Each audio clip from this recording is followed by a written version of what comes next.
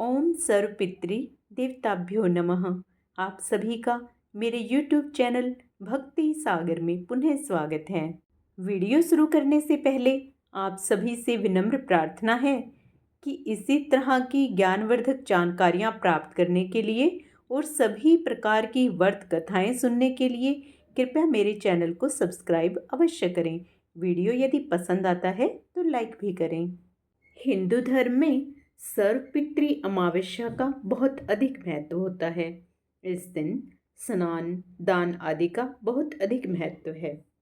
जैसा कि हम अपनी पिछली वीडियो में चर्चा कर चुके हैं, इस बार सर्वपितृ मोक्ष अमावस्या 2 अक्टूबर को है। यदि किसी ने अपने पितरों की तिथि को श्राद्ध ना किया हो तो इस अमावस्या को कर सकते हैं। यदि कोई संपूर्ण तिथियों का श्राद्ध करने में सक्षम ना हो तो वह मात्र अमावस्या तिथि पर सभी का श्राद्ध कर सकता है। पितरों को प्रसन्न करने के लिए यह बहुत ही शुभ मुहूर्त है, जो पूर्वजों की आत्माओं को प्रसन्न करने के लिए पर्याप्त है। पूर्वजों की पुण्यतिथि पता ना हो तो उनका श्राद्ध भी अमावस्या तिथि पर किया जा सकता है। यदि आप इस दिन उपवास रख सकें तो उपवास भी रखें तथा भगवान विष्णु की पूजा अर्चना करें।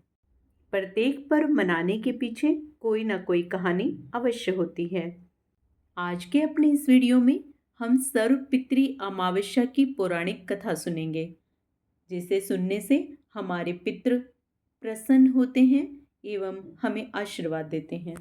आइए जानते हैं आखिर क्या है सर्वपितृ अमावस्या से जुड़ी पौराणिक कथा। पौराणिक समय में अग्निस्वात और बहिष्पद नाम के 2 पितृदेव थे।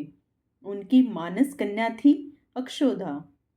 एक बार अक्षोधा ने 1000 वर्ष तक तपस्या की, जिससे प्रसन्न होकर देवताओं के पितृगण अग्निस्वात और बहिष्पद अपने अन्य पितृगण अमावसु के साथ अक्षोधा को वरदान देने के लिए आश्विन अमावस्या के दिन उपस्थित हुए। उन्होंने अक्षोधा से कहा कि हे पुत्री, हम सभी तुम्हारी तपस्या से अति प्रसन्न हैं, इसलिए जो चाहो वर मांग लो। लेकिन अक्षोधा ने अपने पितरों की तरफ ध्यान नहीं दिया और वह अति तेजस्वी पितरी अमावसु को अपलक निहारती रही।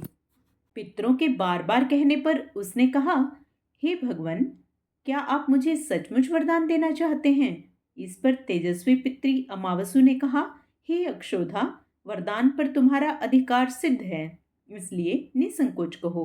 अक्षोदा ने कहा, भगवान, यदि आप मुझे वरदान देना ही चाहते हैं तो मैं तत्क्षण आपके साथ रमण कर आनंद लेना चाहती हूँ। अक्षोधा के इस तरह कहे जाने पर सभी पितृ क्रोधित हो गए। उन्होंने अक्षोधा को श्राप दिया कि वह पितृलोक से पतित होकर पृथ्वीलोक पर जाएगी। पितरों के इस तरह श्राप दिए जाने पर अक्षोधा पितरों के पैरों में गिर कर रोने लगी। इस पर पितरों को दया आ गई। उन्होंने कहा कि अक्षोधा, तुम पतित योनि में श्राप मिलने के कारण मत्स्य कन्या के रूप में जन्म लोगी। पितरों ने आगे कहा कि भगवान ब्रह्मा के वंशज महर्षि पाराशर तुम्हें पति के रूप में प्राप्त होंगे। तुम्हारे गर्भ से भगवान व्यास का जन्म होगा। उसके उपरांत भी अन्य दिव्य वंशों में जन्म लेते हुए तुम श्राप मुक्त होकर पुनः पितृलोक में वापस आ जाओगी। पितरों के इस तरह कहे जाने पर अक्षोधा शांत हुई। उसी पाप के प्रायश्चित हेतु कालांतर में यही अक्षोधा महर्षि पाराशर की पत्नी एवं वेदव्यास की माता सत्यवती बनी। तत्पश्चात समुद्र के अंशभूत शांतनु की पत्नी हुई और 2 पुत्र चित्रांगद और विचित्र वीर्य को जन्म दिया। इन्हीं के नाम से कलयुग में अष्ट का श्राद्ध मनाया जाता है। अमावसु के ब्रह्मचर्य और धैर्य की सभी पितरों ने सराहना की एवं वरदान दिया कि यह अमावस्या की तिथि अमावसु के नाम से जानी जाएगी। जो प्राणी किसी भी दिन श्राद्ध न कर पाए, वह केवल अमावस्या के दिन श्राद्ध तर्पण करके सभी बीते 14 दिनों का पुण्य प्राप्त करते हुए अपने पितरों को तृप्त कर सकते हैं।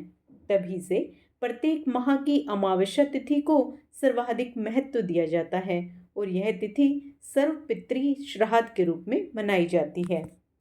ऐसी मान्यता है कि तभी से आश्विन मास का ये दिन पितृमोक्ष अमावस्या के रूप में प्रसिद्ध हुआ। आपको सर्वपितृ अमावस्या की कथा कैसी लगी तथा इसी प्रकार की अन्य कथाएं भी यदि आप कोई सुनना चाहते हैं तो कृपया कमेंट बॉक्स में अवश्य लिखें।